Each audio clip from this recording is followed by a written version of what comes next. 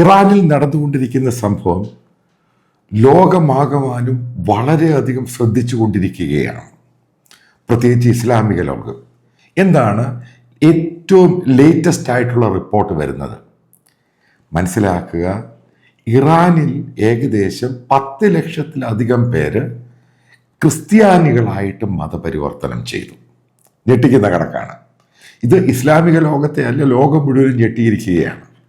ഒരു Canadian based NGO ആണ് ഈ റിപ്പോർട്ട് പുറത്തുവിട്ടിരിക്കുന്നത്. അതായത് കഴിഞ്ഞ 5 മാസം കൊണ്ട് നടത്തിയ ഒരു റിപ്പോർട്ട് ഈ സർവേയിലാണ് ഈ കാര്യങ്ങൾ പറയുന്നത്. അതായത് ഫാസ്റ്റസ്റ്റ്, ലോകത്തിൽ ഏറ്റവും കൂടുതൽ വേഗതയിൽ മതപരിവർത്തനം നടക്കുന്ന രാജ്യമായിട്ട് ഇറാൻ മാറി. ആ റിപ്പോർട്ടിൻ്റെ ഭാഗങ്ങളൊക്കെ നോക്കിയാൽ വളരെ രസകരമാണ്.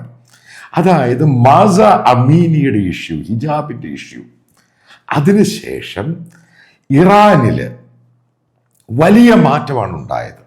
നിങ്ങൾക്കറിയാം, അതിനെ അടിച്ചമർത്തി ഏകദേശം 550ഓളം പേരാണ് കൊല്ലപ്പെട്ടത്.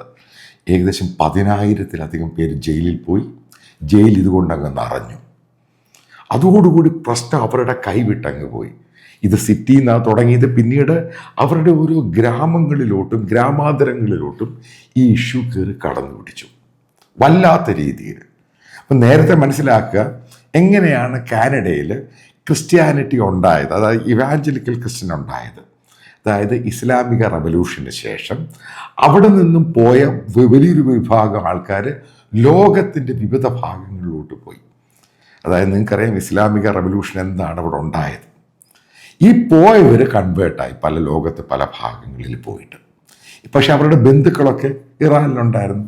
അവർ ത്രൂ ആണ് ഈ സംഭവം ഇറാനിലോട്ട് കയറുന്നത്. അതായത് ഇവാഞ്ചലിക്കൽ ക്രിസ്ത്യാനിറ്റി അവിടെ കയറും. മുഴുവനും അണ്ടർഗ്രൗണ്ട് ചർച്ചസുകളാണ് തുടക്കത്തിൽ. ഇത് ആർക്കും പുറത്തറിയത്തില്ലായിരുന്നു. ഇതിനെപ്പറ്റി ഞാൻ നേരത്തെ ഒരു വീഡിയോ ചെയ്തിരുന്നു ഇൻ ഡീറ്റെയിൽ ആയിട്ട് എന്താണ് ഇത് സംഭവിച്ചത്. കാരണം എക്കണോമിസ്റ്റ് എന്ന് പറഞ്ഞൊരു മാഗസിനാണ് ആദ്യമായിട്ട് ഇത് പുറത്ത് വിടുന്നത്. ഏകദേശം 2 വർഷം മുമ്പ് എന്താണ് ഇറാനിൽ സംഭവിക്കുന്നത്. അതിനുശേഷം മാസ അമീനയുടെ ഇഷ്യൂവുമായി ബന്ധപ്പെട്ടും എക്കണോമിസ്റ്റും ഗാർഡിയനും അത് ലോകത്തുള്ള പല ഇൻ്റർനാഷണൽ ന്യൂസ് പേപ്പേഴ്സും ഇത് റിപ്പോർട്ട് ചെയ്തു. എന്താണ് പുതിയ റിപ്പോർട്ടിൽ പറയുന്നത്? അതായത് അവിടെയുള്ള ഇസ്ലാമിക മോസ്കുകളിൽ ഏകദേശം എല്ലാ നമാസിനൊക്കെ ആൾക്കാർ വരുവായിരുന്നു. കാരണം ഒരു വല്ലാത്ത ഫെനറ്റിക് ആയിട്ടുള്ളൊരു രാജ്യമാണത്. പൂർണ്ണമായിട്ടും ആധ്യാത്മിക നേതാവാണ്, സുപ്രീം ലീഡറാണ് ഭരിക്കുന്നത്. പല ചട്ടങ്ങളും പട്ടങ്ങളും മനുഷ്യനെ വല്ലാതങ്ങ് കുഴച്ചങ്ങ് മറിച്ചു.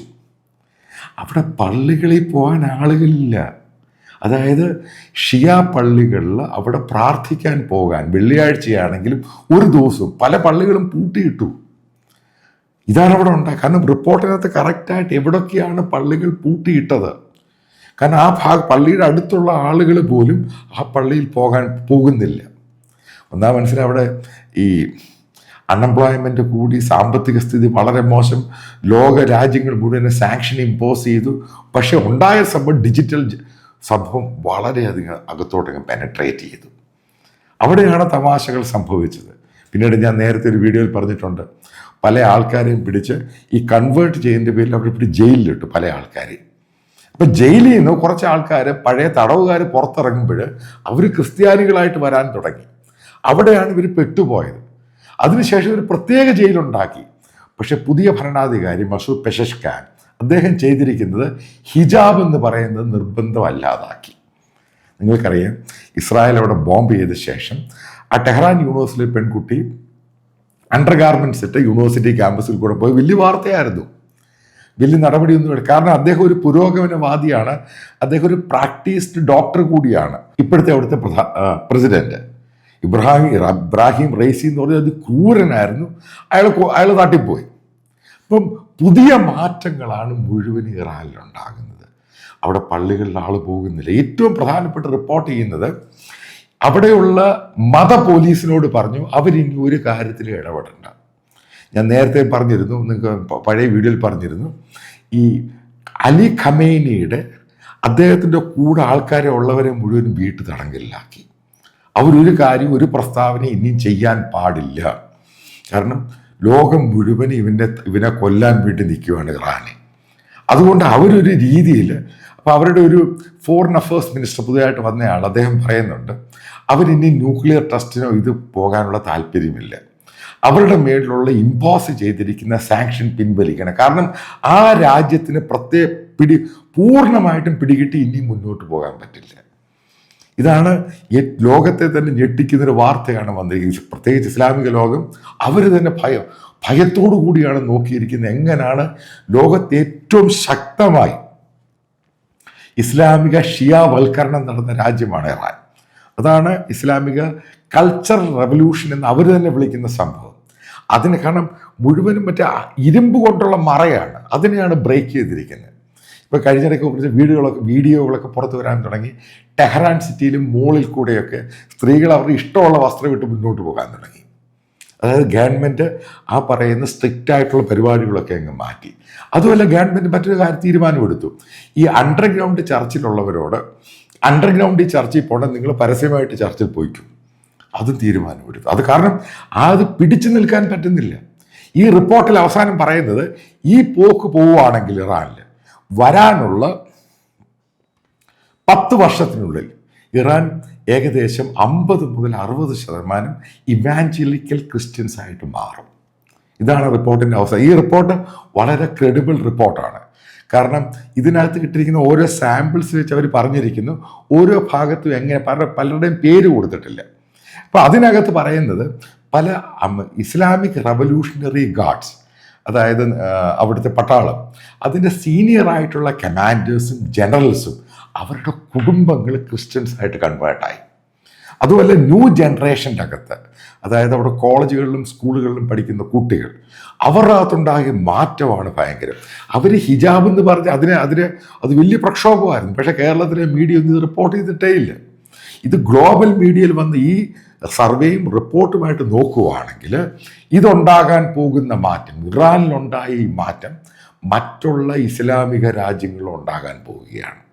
ഇതാണ് റിപ്പോർട്ടിൻ്റെ അവസാനം. പല ഇസ്ലാമിക സുന്നി രാജ്യങ്ങളിലും ഇത് ചലനം സൃഷ്ടിച്ചിട്ടുണ്ട്.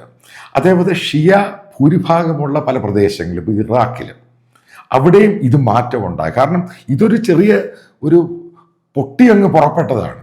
ഇതവിടെ ഭയങ്കരമായിട്ട് വലിയ മാറ്റങ്ങളാണ് ഉണ്ടാക്കിയിരിക്കുന്നത്. കാരണം വെസ്റ്റേൺ കൾച്ചറിലോട്ട് ആളുകൾ മുന്നോട്ട് പോകാൻ ശ്രമിക്കുന്നു. കാരണം ഇവിടെ കാണിച്ച ഇസ്ലാമിക റവല്യൂഷൻ്റെ ഏറ്റവും വലിയ മണ്ടത്തരം എന്ന് പറയുന്നത്, ഇതിന് ശേഷം അവിടുന്ന് ആൾക്കാരെ പുറത്തു പോകാൻ അനുവദിച്ചു പല വിദേശ രാജ്യങ്ങളിൽ. അവരവിടെ പോയത് കണ്ടപ്പോഴാണ് മനസ്സിലായത് എങ്ങനെയാണ് ഇറാൻ, എന്താണ് ഈ മതരാഷ്ട്രം, എന്താണ് ഫ്രീഡം. അത് സ്വാതന്ത്ര്യം അനുഭവിച്ചു കഴിഞ്ഞവനെ പിന്നെ തളച്ചിടാൻ പാടാണ്. അതാണ് ഡിജിറ്റൽ റവല്യൂഷൻ്റെ അകത്തുണ്ടായിരിക്കുന്ന ഏറ്റവും വലിയ മാറ്റം. ഈ ഡിജിറ്റൽ റവല്യൂഷൻ വന്നു കഴിയുമ്പം ലോകത്ത് എന്തൊക്കെയാണ് സംഭവിക്കുന്നത്, ആ മാറ്റം കാണുമ്പോൾ അവർക്ക് മനസ്സിലാകും എത്രമാത്രം തളച്ചിട്ടാലും പിന്നെ പിടിച്ചു നിർത്താൻ കഴിയില്ല. അതിൻ്റെ പ്രധാനപ്പെട്ട മാറ്റമാണ് ഇന്തോനേഷ്യയിൽ സംഭവിച്ചത്. കാരണം ഇന്തോനേഷ്യ തന്നെ ഇസ്ലാമിൽ ഒരു റിഫോംസ് കൊണ്ടുവന്നു. കാഫിർ എന്നുള്ള വാക്കുകളെടുത്ത് കളഞ്ഞു. മറ്റുള്ള മതങ്ങളെ അവരെ പൂർണ്ണമായിട്ടും അവരെ റെസ്പെക്റ്റ് ചെയ്യാൻ കാണിച്ചു കൊടുത്തു. കാരണം ഒരു കാരണവശാലും ഈ പറയുന്ന ഇസ്ലാമിലാണെങ്കിലും ഷിയ ഇസ്ലാമിക സുന്നിയിലും ഈ റെസ്പെക്റ്റ് ഇല്ല. അവിടെയാണ് നമ്മൾ അംഗീകരിക്കേണ്ടത് എന്താണ് UAE കൊണ്ടുവന്ന മാറ്റം. ആ മാറ്റത്തിൻ്റെ കാറ്റാണ് സൗദിയിൽ കയറി അടിച്ചിരിക്കുന്നത്. കാരണം അവിടെ എല്ലാവർക്കും ഫ്രീഡം കൊടുക്കാൻ തുടങ്ങി. ഇപ്പം ഇങ്ങനൊരു പോക്കുണ്ടാകുവാണെങ്കിൽ മനസ്സിലാക്കുക, വരാൻ പോകുന്ന സമയത്ത് പോലും LGBTQ ഇതേപോലുള്ള സംഭവത്തിന് ഫുൾ ഫ്രീഡം ആയിരിക്കും ഉണ്ടാകാൻ പോകുന്നത്. കാരണം ഇതൊരു ബയോളജിയും ഇതിൻ്റെ ഇഷ്യൂ ആണ്. ഈ പറയുന്ന പോലെ മതം അതിനെ വെച്ച് തടയാനും എതിർക്കാനും പോവുകയാണെങ്കിൽ ഉറപ്പായിട്ടും ഇറാൻ എന്ന് പറഞ്ഞ രാജ്യം എത്ര നാൾ ചരിത്രമായിട്ട് നിൽക്കും എന്ന് നമുക്ക് കാണാൻ പോകുന്നേ ഉള്ളൂ. കാരണം രാജ്യത്തിൻ്റെ തന്നെ എല്ലാം കെട്ടുറപ്പം പൊട്ടിപ്പോയി. ഇതാണ് ഞാൻ അന്ന് പറഞ്ഞത്, എന്ന് ഇസ്രായേൽ ഇറാനെ അറ്റാക്ക് ചെയ്യുന്നു അന്ന് മുതൽ അവിടെയുള്ള കാര്യങ്ങൾ ലോകം അറിഞ്ഞു തുടങ്ങും. അതായത് റെജീം ചേഞ്ച്, അതായത് പൂർണ്ണമായിട്ട് ആ റിജീം മാറ്റപ്പെടണം. ഇന്നീ നമ്മളിതൊന്ന് ജീവിക്കുന്ന ലോകത്ത് നമുക്ക് സ്വാതന്ത്ര്യം എന്ന് പറയുന്നത് ഏറ്റവും ആവശ്യമാണ്. സ്ത്രീ സ്വാതന്ത്ര്യമില്ല, ചാക്കിനകത്ത് കയറ്റും, പൂർണ്ണമായിട്ട് സ്വർഗത്തിൽ പോകാനിരിക്കുന്നു, 4 സ്ത്രീകളെ കിട്ടും, കല്യാണം, പിന്നെ സ്ലേവ്. എന്തൊക്കെ പരിപാടികളാണ് ഇതിനകത്ത് ഉണ്ടായത്.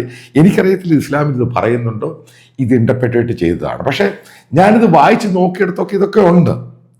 പക്ഷെ മതം എന്ന് പറയുന്നത്, അതിനെ പുസ്തകത്തിൽ പറയുന്നതും ഈ മറ്റുള്ളവർ പറയുന്നത് പോലെയുള്ള മതം എന്ന് പറയുന്നത് മനുഷ്യന് വേണ്ടിയാണെന്നുള്ള ധാരണ വരണം. ഒരിക്കലും മതം ദൈവത്തിന് വേണ്ടിയല്ല. മനുഷ്യനാണ് ഏറ്റവും പ്രാധാന്യം കൊടുക്കേണ്ടത്. ദൈവത്തിന് കൂടുതൽ പ്രാധാന്യം കൊടുത്താൽ, മതത്തിനാണ് കൂടുതൽ പ്രാധാന്യം കൊടുത്താൽ, ഇറാനാണ് നമുക്ക് മുമ്പിൽ കാണുന്ന ഏറ്റവും വലിയ എക്സാമ്പിൾ. ഇത് തകർന്നു പോകും. ഇതേപോലെ എത്രയോ രാജ്യങ്ങൾ തകർന്നു പോകുന്നു. അതായത് മനസ്സിലാക്കേണ്ട ഒരു പോയിന്റ് ഉണ്ട്. ലോകത്ത് നമ്മൾ ഈ മറയ്ക്കുള്ളിൽ പലതും പ്രതിഷ്ഠിച്ച് നമ്മൾ മുന്നോട്ട് പോകുവാൻ ശ്രമിക്കുമ്പോൾ ഇനിയുണ്ടാകുന്ന സമയങ്ങളും നൂറ്റാണ്ടും എന്ന് പറയുന്നത് മനുഷ്യൻ കംപ്ലീറ്റ് ഫ്രീഡത്തിലാണ്. അവനെ തടയുവാൻ മതത്തിനാണെങ്കിലും മതപുസ്തകത്തിനാണെങ്കിലും ഒന്നിനും സാധിക്കില്ല.